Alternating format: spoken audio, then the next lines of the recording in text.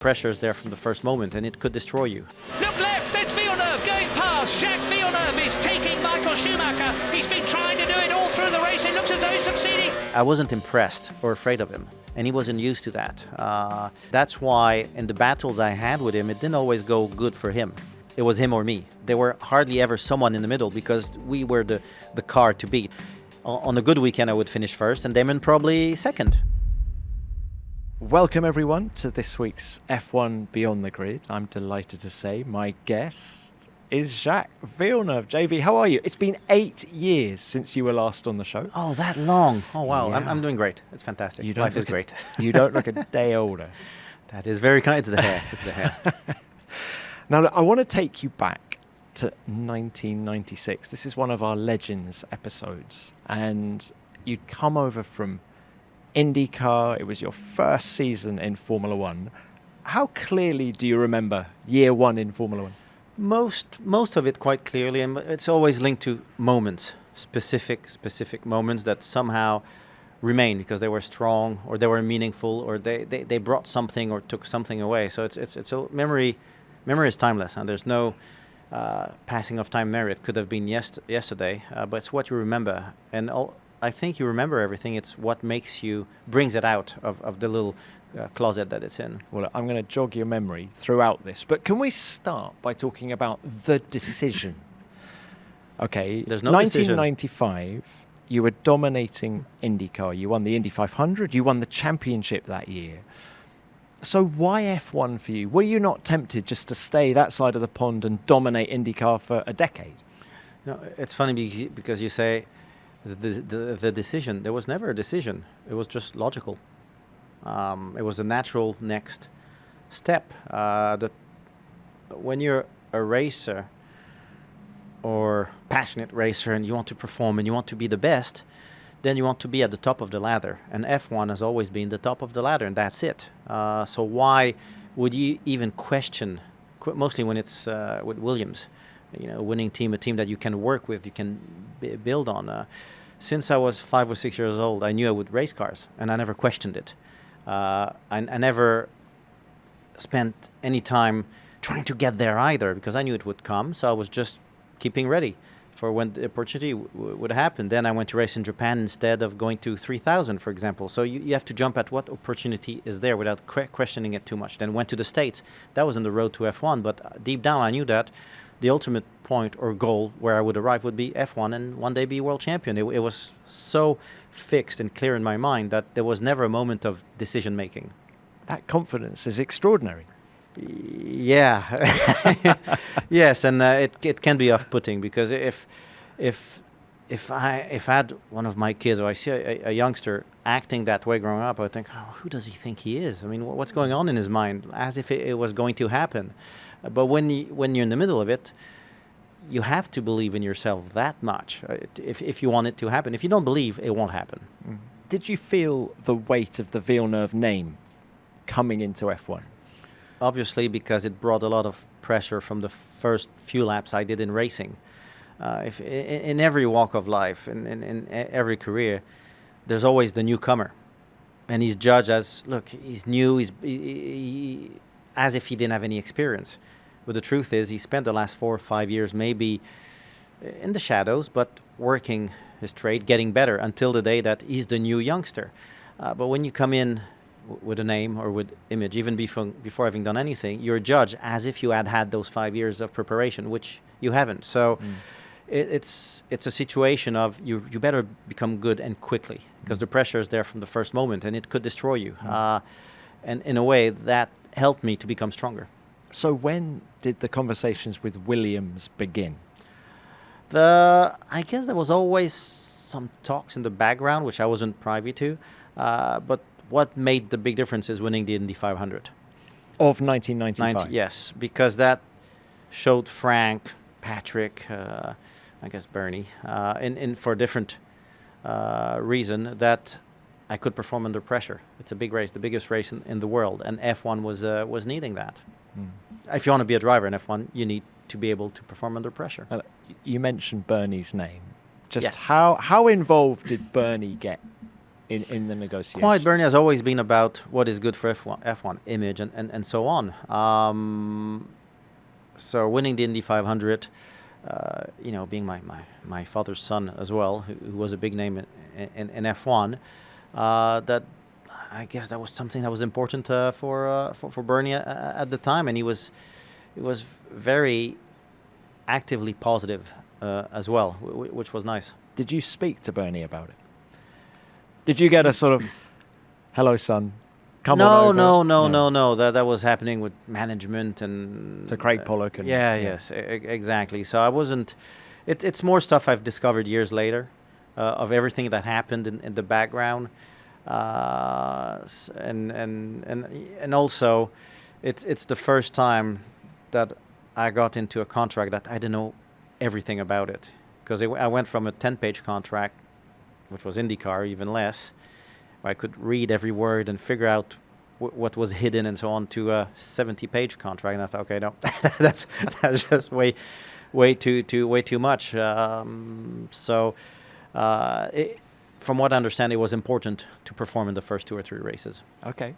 Well, you certainly did that, but I wasn't told, so good. That was some pressure I wasn't aware of. We'll come to that. But can I ask you now, what sort of preparation was IndyCar for Formula One? Because, okay, the Indy 500, you're circulating at 220 miles an hour, but the cars back then, were much bigger.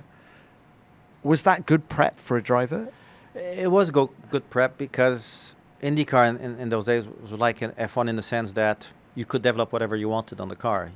Obviously, you would buy a car of Reynard or Lola, or you were with Penske, which had their own car. But you could actually put new bits on the car. It wasn't a one-make series, so you could work a lot. You could be clever, but the work we were doing was more old-fashioned, still pen and paper, and really getting it out of your system. What could you do to become faster? What could you change on the car? What would you need?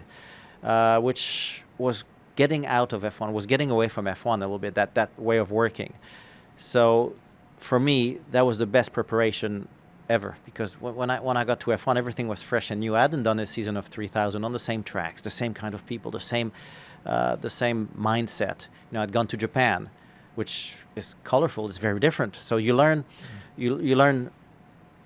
tricks that you wouldn't have learned in Europe, a way of working, mostly because, my engineer in Japan did not speak English, for example. So it really makes you figure out how do you work, how do you explain what you need, and we managed. Then you get to the States, and once again, it was a very different way of working, of approaching the racing, maybe a little bit more rough and tough, like sports in America can be. And then obviously with the Indy 500, which is the biggest race in the world, and the level of danger and risk that there was, really put you on the edge. You knew that you were risking something when you were racing on the limit there, and you were going to go for a pole or a win. And I think that was this level of intensity was very good preparation for F1. And you always struck me as someone who thrived on the danger. Have I read that correctly? I don't know if it's danger or pressure, but whenever there's a moment where you have to calculate how far you can go pushing the risk. Because a lot of people say, oh, but you're fearless. No, it's not being fearless, because if you're fearless, you'll do a lot of stupid things. I think it's more calculating how big is the danger and how on the edge you can be, how you can survive on that edge, how can you control that edge, where there's a risk of making a mistake, but there's also a big chance that you'll recover from that mistake. That's the fine line that you have to get to without going beyond. This episode is sponsored by Car Gurus. When you're buying a car, the smartest thing you can have on your side is information. Because the more you know about the options out there, the prices, the features, the reviews, the easier it is to find the car that's actually right for you.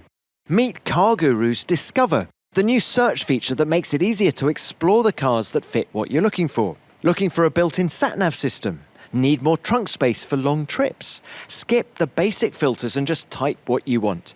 And then watch as Car Gurus Discover instantly surfaces real listings that match your exact needs and budget.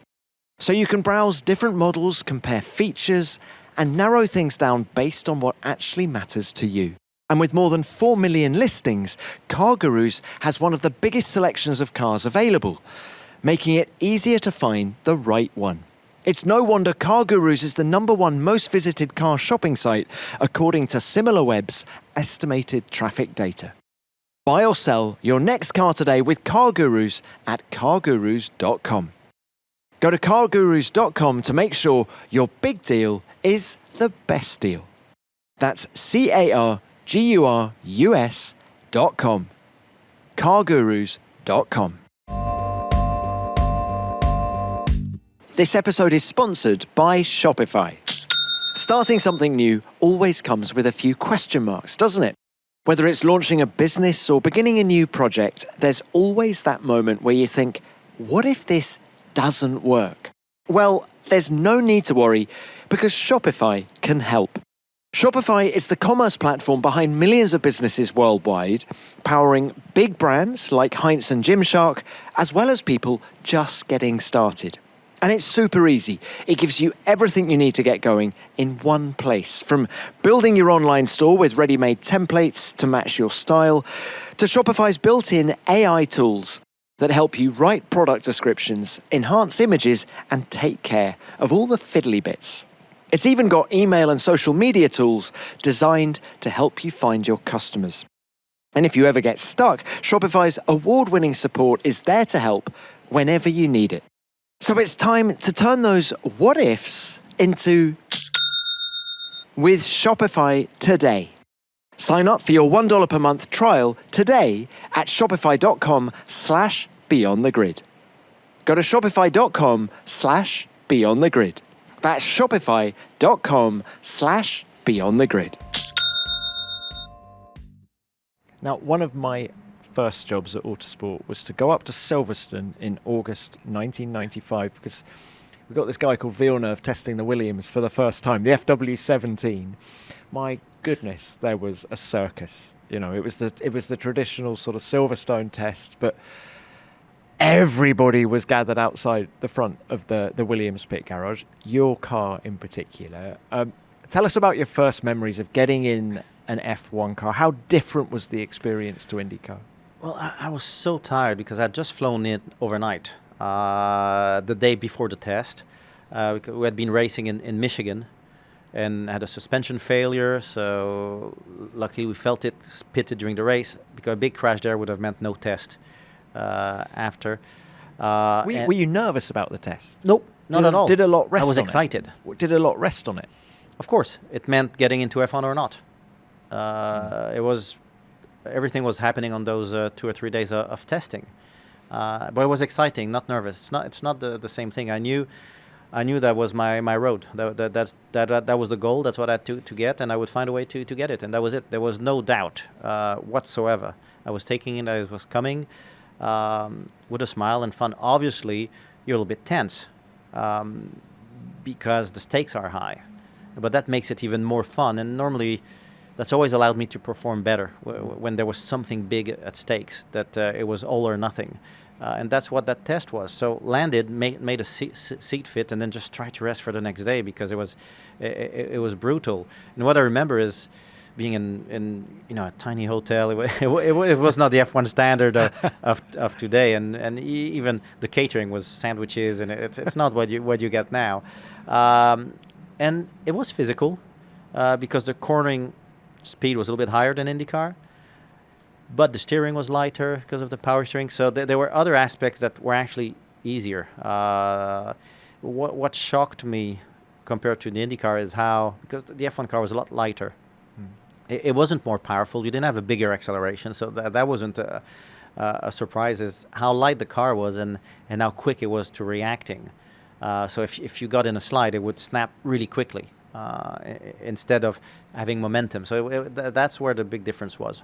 What about the braking? Everyone seems to talk about the braking. Did you find that a big step? Not really, because everybody thinks, it's carbon brakes, it's difficult. No, it's not the carbon brakes. It's the fact that the car is light and you have a lot of downforce and you can brake very late. That's all. That was because we did try some steel brakes at some point. I don't remember if it was in that test or later on in the season. And it didn't really make a difference. It's just that the car is light, and you can stop instantaneously. So you just have to get used to that. Your brain has to recalibrate. That's all. Right. Damon Hill was at the test as well. Was he any help?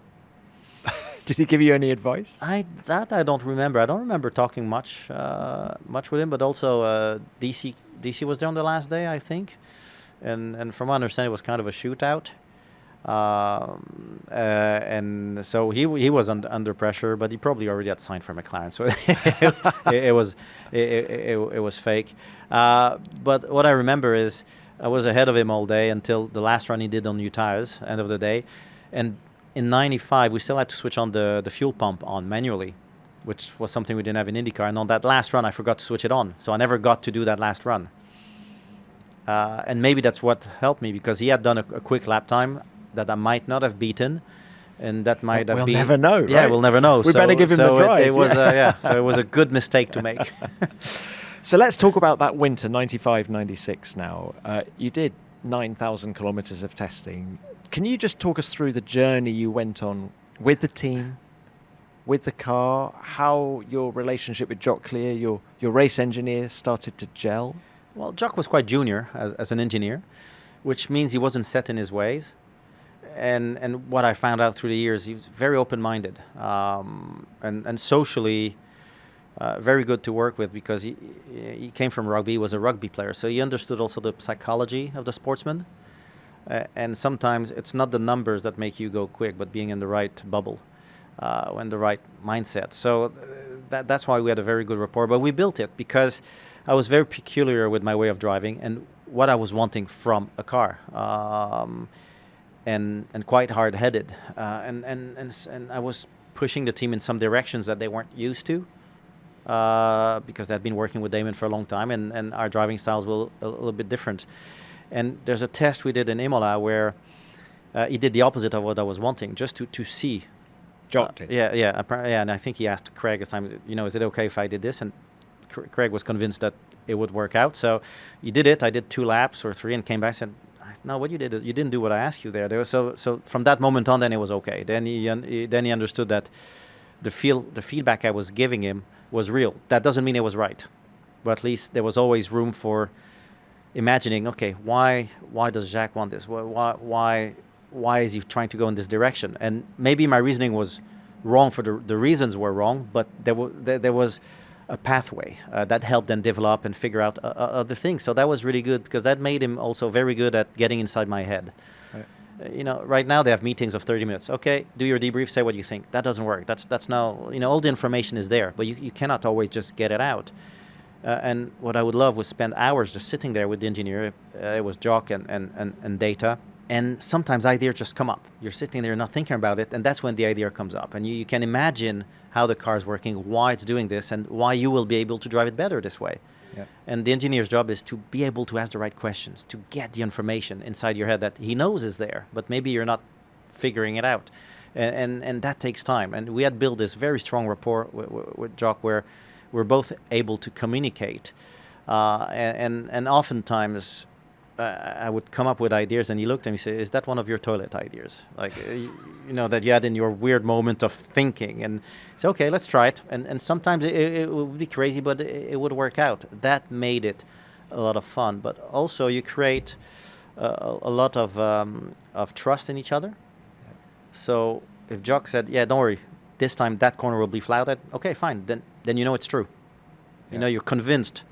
And you believe. You don't feel like you're alone in the car anymore. And that's a big help. For the same reason, if in 97, I didn't want to test at the end of the year. I wanted to focus on championship. And there was a last test to do in Silverstone. And that's before the cars went narrow and groove tires. And he said, listen, you've never done turn 1 flat. This is the last time you get a chance to do it. And that's the only reason I went testing. Jacques, I always thought of you as a bit of a rebel. But just while we're talking about just car setup, is it true that you used to have a really short throttle travel? Yes, very. Can you tell us, like, how long was your? I think 20 or 18 mil, depending on the season, at the toes. So it's kind of on or off with the power. No, right? no, you're much. I always give the comparison to a mouse, a computer mouse. If you have to move it a lot to get to where you want, you'll overshoot. You'll have to move too fast. You'll have more preciseness when you just move a tiny little bit, maybe, but you'll always overshoot. But when it's a small movement, you get there very quickly and precisely. And it's the same thing with a pedal. So you were feeding in, what was it back then, 800 horsepower through 2 centimeters of throttle? Yes, but instead of movement, it was pressure. When it's short, it's down to how much pressure you apply, more than how much you move. And you don't have to move your whole leg, you just move your foot a little bit, so you have more control. But, JV, in the wet... No, that was okay. Was it okay? Yeah, yes, it was the same concept. Then you just needed a good throttle trace. That's all. But it was never an issue. And also, when you aquaplaned, you were much quicker off the gas. Okay. So it made you react a lot quicker. The other thing we had differently is I only had one paddle shift instead of 2 paddle shift. And it was the same paddle to upshift and downshift. So I would just push it to upshift and then pull it down to downshift. And that allowed me to not remove my hand from the wheel to go grab it. So you could actually shift while you were cornering at high G-force, or to react quickly if you got wheel spin. Were you the only driver who had the same side yeah, going up nobody went to that. But we had a lot of little tricks like that we kept thinking of, like flags on the pedals. We were the first ones to put that, or heel rest. Oh, okay. To hold the legs so they don't move, because like I told Jacques, listen, I'm spending half my energy holding my leg instead of driving. So we put this in. Oh yeah, it helped, and it also saved you from breaking your foot if you crash. So there was a lot of little things, or grips on the steering, adjustable front wings. This is stuff I had brought from IndyCar, and also radio communication. Jock would often, at the start, be like a spotter in turn 1, watching the TV and telling me where the traffic was. In real time. Yeah, real time. So this is all a baggage I'd brought from the States. So how much of this was in place before your first race in Melbourne '96? All the shifting, the paddle that happened later. But it was gradual. But anything in the comfort and pedal flags and all that, with 9,000 kilometers, you have time to figure it out. Yeah. And Williams was very quick at reacting, which was fantastic, and at giving in to all these ideas that I thought, okay, what is he on again? Why is he, annoying us with that thing? But it turned out that there was a good reason for it. I'd love to know what Patrick Head. Oh, it was made. fun. Those debriefs must have been fun. Patrick was always pushing to have very soft anti-roll bar in the rear. But back then, I don't know if something was twisting, needed to stiffen the rear end, so the car was more precise. So for 97, they changed the numbers on the bars so that Patrick wouldn't realize how stiff they were. Oh boy. Patrick, if you're watching. He knows. This episode is sponsored by Saily. One thing I've learned from travelling the world with Formula One is that you can't always rely on hotel Wi-Fi. The work doesn't stop once I leave the F1 paddock, whether it's checking messages, doing research, or getting ready for the next interview. I just need to know I can get a connection whenever I need one. And you don't have to travel as much as I do to appreciate that. Whether you're heading away on holiday or travelling for work, having reliable data when you land can make a huge difference. And that's why Saily is such a useful travel companion. Saily is an eSIM app from the creators of NordVPN that gives you affordable mobile data in over 200 destinations. So instead of worrying about roaming charges or hunting around for a local SIM card when you land, you can just connect straight away. And the really handy thing is that you only need to install the eSIM once. After that, you can move between countries and stay connected without having to set it up again every time. They also offer the new Saily Ultra plan, which comes with extra perks like airport lounge access, fast-track services and priority support, which can make a huge difference if you travel a lot like I do. It even includes built-in security features like a VPN and ad blocking, which helps protect your privacy and can reduce mobile data usage as well. So download the Saily app in your app store. Use the code GRID at checkout to get 15% off your first purchase. Now, JV, look, Melbourne 96, your first Grand Prix. You become only the 3rd driver in history to take pole position on your Formula One debut. How much of a surprise was that? Or had you had enough clues during testing that you were right on the pace? Damon was quicker, mostly on one-lappers, even during testing. I still had a lot to learn from him. But testing and a race weekend are two different things. I've hardly ever been quicker than a teammate during winter testing, because you're not there to get the ultimate 10th, the ultimate lap. You're there to set the car up, to understand what's going on. When you're on the edge, you're too close to that edge. You go a little bit over time. You have to also adapt your driving, and you don't test the car. Your brain is not focused on feeling what the car is happening. It's more focused on surviving, making sure you don't go off when you're on that last tenth of a second. So it's bad. When a driver does that in testing, it's normally not very efficient in developing a car. What helped me in Melbourne was a new track for everyone. It's not a track that Damon knew, because then once we got to Brazil and Argentina, I think he was a second ahead of me or close, or quite a big gap on me, which was a big shock. So Melbourne was helpful because it was a new track. Mm-hmm. What about the starts then? There were two starts. Remember, Martin Brundle had his spectacular crash going into turn 3. So we had two starts, and you beat Damon away both times. And you'd come from IndyCar, which was rolling starts. Again, was that a surprise? Yes, that was mostly the first start. I had a big gap on him as well, which was surprising.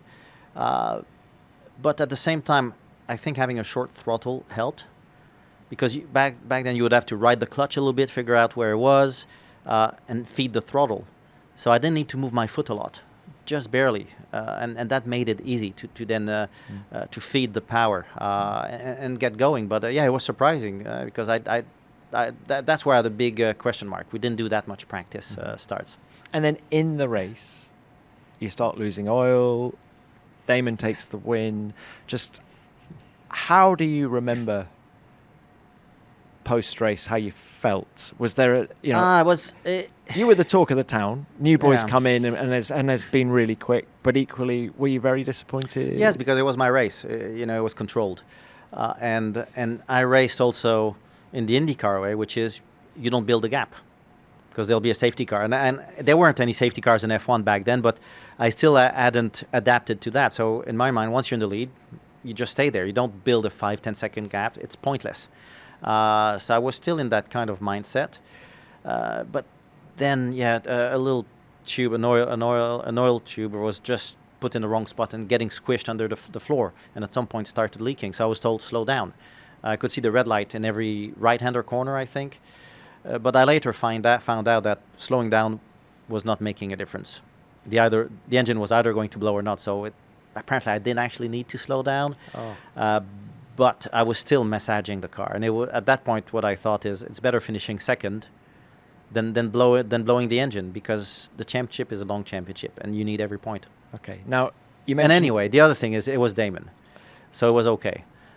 Because what do you mean by that? I got into his team. It was his team. He had been working in that team, developing that car, sweating it off for so many years, and I'd seen him lose his championships to Michael, and in the way it was, the two championships were taken away from him. So I was feeling for that as well, and he did deserve to win. He did deserve to win the championship as well, with all the effort he had put in. And I was the new boy learning from him. So I wasn't as disappointed as I probably should or could have been. And so the relationship with Damon was good all the way through? Yeah, we had our moments. I think you'll remember one when I tried to steal his chicken and he got really upset. He has told me that. But I was never playing a game with him. He knew I was quick, but I knew that he was very quick and he was a hard worker. So I had so much to learn from him, and that was great. So I was viewing him more as a fast mentor. And when Damon is given his marching orders and is told by Frank mid-season that he's not going to be retained, how did that change the dynamic between you? Did it? I don't think so. Damon was really focused on winning his championship, and I was focused on delaying it for him. Yeah. Because there was still a small chance. So I still was wanting to try and win it. I wasn't going to just give it to him, but the points he got early in the season, I just really had a hard time to come back, and there's so many tracks where I just couldn't beat him, like Estoril. We had tested there all winter, and it was the end of the season, and that's when I was actually very quick in qualifying. There was still some sparks that I just couldn't get, but there's a few tracks I was better, so it just depended. It was a hit and miss on who would be the quickest. Well, I want to just ask you about a few moments now. I mean, Damon wins 4 of the opening 5 races, and as you say, that sort of sets him up, doesn't it? That buffer he can then play with, that points buffer for the rest of the season. But your first win comes at race 4 at the Nürburgring, the European Grand Prix. You have won Michael Schumacher on your gearbox for pretty much the whole race. You've already told us about how much you thrive on pressure. That was a first win, yes, but to do it in the manner you did, beating Schumacher, did that give you extra satisfaction? Oh, it was great, and he was in my mirrors the whole race. Yeah. Partly because I was still racing the IndyCar way, which is don't build a gap. Man, I'm getting frustrated. I'll be on the... Jock, what were you saying to... No. I was. I always enjoyed having communication with the engineer. Like, the more, the better. You need to know what's happening. I need to know what's happening with the others in the race. That's how you can adapt. That's how you can feel it. And I was controlling Michael there. I was just keeping him in my mirror because that's what I was used to. That's changed over the years once I realized how you had to approach F1. But that took a while to change. Did Michael say anything to you on the podium at that point? I don't have a memory. Because it was a cracking race between the two of you. It was a sort of typical Formula One race of high pressure chess game, really. Yes, you didn't always need overtaking Yeah. for a race to keep you on the edge of your seat, and he was always ever that close that a tiny mistake from me would have given him the lead, and then I wouldn't have overtaken him afterwards. And it's always hard when you're the prey. It's because you can only falter. How did you and Michael rub along generally? We never rubbed along. It's an odd one because we never actually really socialized. In all the years I was in F1, and he was my main competitor. So that's really a strange one. Because the competition between you was too intense. I'm not sure. Maybe because the Villeneuve name was still linked to Ferrari as well, and maybe that had an effect. Because in Italy you had fans that were for him in Ferrari and fans that were also for me. And that unbalanced things a little bit. Also because he knew that I didn't care, that I wasn't impressed or afraid of him, and he wasn't used to that. I think, and that's why in the battles I had with him, it didn't always go good for him, because I just held strong against him. And same thing I noticed when I was at BAR afterwards. In a BAR, he would really take his time. There was some kind of I don't know if it's respect or not sure what's going to happen, but he knew that I would just fight him, and that was it. Maybe coming from the States also helped. Well, let's talk about Portugal again. Portugal 96. You've got the long 180-degree final corner. While we're talking about Michael, I mean, Jacques, it still is one of the great overtakes in the history of the sport, round the outside of Michael. Yes, I mean, I was very sad for many years because the only camera angle was the onboard, which you didn't really see all that happened. And then, not many years ago, the footage from the outboard appeared, and like, oh wow, okay, now it looks good. All the winter testing, that corner was reminding me of a 1 mile oval, like Nazareth, for example, which is low banking but still a bit of banking. That kind of corner, and in IndyCar you would overtake cars on the outside, going around the outside because of the tiny little banking that you get. So I spent the whole winter telling Jock and the team that I would overtake someone on the outside during the race. You know, that was a goal. And I know it sounds arrogant or like pompous, but it was part of the fun. And that's why I've always loved racing, is when you could have those moments as well, where you could actually be different, make a difference, do something that you knew others wouldn't do. You know, I took that from when I was skiing. Like, I could jump that cliff and you couldn't. That's it. And I brought that into racing. And before the race, Jock said, okay, tell us on which lap, so we come with a spoon to pick up the pieces. And that was that he shouldn't have said that, because that was the little extra thing to push me doing it. I think he knew. And the amazing thing is it happened not on a back marker, but on Michael, whom I was fighting for a position. And we were coming onto a back marker, so he backed off just a little bit to give himself some breathing space. And that's when I saw my moment. I thought, okay, he's backed off a bit. I won't lift. I'll just go around the outside and surprise him. And that was the only way you could overtake Michael, is by surprising him. And you were on the marbles. Do you remember having to Yeah, fight the second car? half of the corner. I remember the first half was going, oh, wow, I've got him. And then suddenly I get on the marble and the car starts sliding. Think, oh, that's going to be painful. But no, I stayed on the track.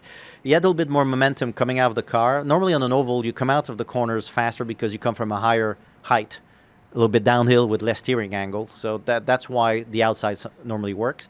But I had the toe of the slow car in front of me, and that just gave me enough speed to get ahead of Michael and then get in front. It was very close, and yeah, the car was moving on the marble. It probably should have ended up in the wall. Were you always good on low grip tracks? Because fast forward to 1998, and you gave Williams, in what was a difficult year for the team, their first podium at Hockenheim. You know, again, in the old Hockenheim with the long straights. So did you always thrive when the car was sort of moving around a lot underneath? I always thrived when the car was a little bit light, because that made the car neutral or a little bit on the nose. You know, we often say, oh, yeah, like oversteer. No, and like Max is like this. He likes a car that's on the nose. But that doesn't mean you want to be sideways. Sideways is slow. What you want is a rear that's just a little bit light, so it's free. And a little bit of steering input will react right away. You don't have to fight with the front end, and you can feel the rear moving. When the rear is moving, you can do something about it. When the front is not turning, you're kind of stuck. So I've always liked a car that was a little bit light and very responsive, that you could just drive around. But the other thing is, it allowed me to often drive with less downforce than my teammates or the opposition. Just a couple of clicks less, so it would give you a little bit of straight line speed, and somehow, if you got the balance right, you could still be as quick in the corners. You didn't have to muscle your car through the corners as much, and that was always a big advantage back then when you didn't have DRS or movable wings, because you had to make compromises. Right. So Japanese Grand Prix 96. It's a straight fight between you and Damon, but you did enter the race 9 points behind. What was your approach to that Grand Prix? Did you go in thinking, come on, I'm not really going to win this? Or did you actually genuinely believe it was still possible? Oh, I thought it was possible. Anything can go wrong, like it happened to me. Losing the wheel could have happened to Damon if we had inverted our pit stops. And then it would be a very different story. So no, you have to go in. I knew I had to take a win. But like you said earlier, in the first few races, Damon built quite a margin. And what was difficult in recovering is it was him or me.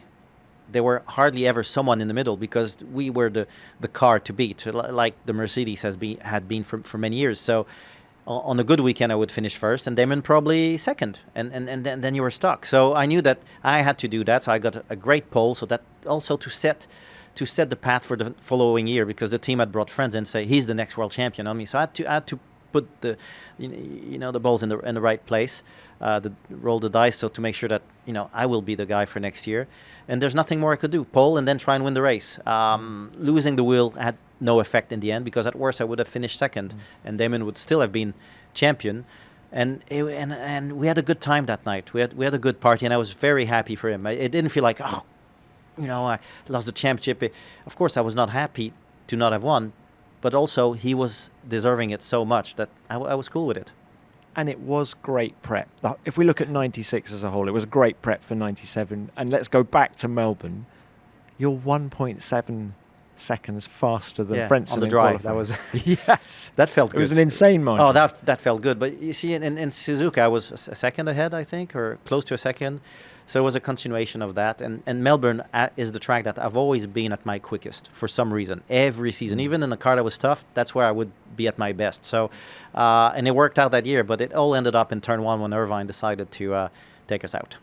Well, JV, it's been great to catch up again, and great to relive that 96 season. Oh, it's great memories. Thank you. All right. See you soon. Thank you.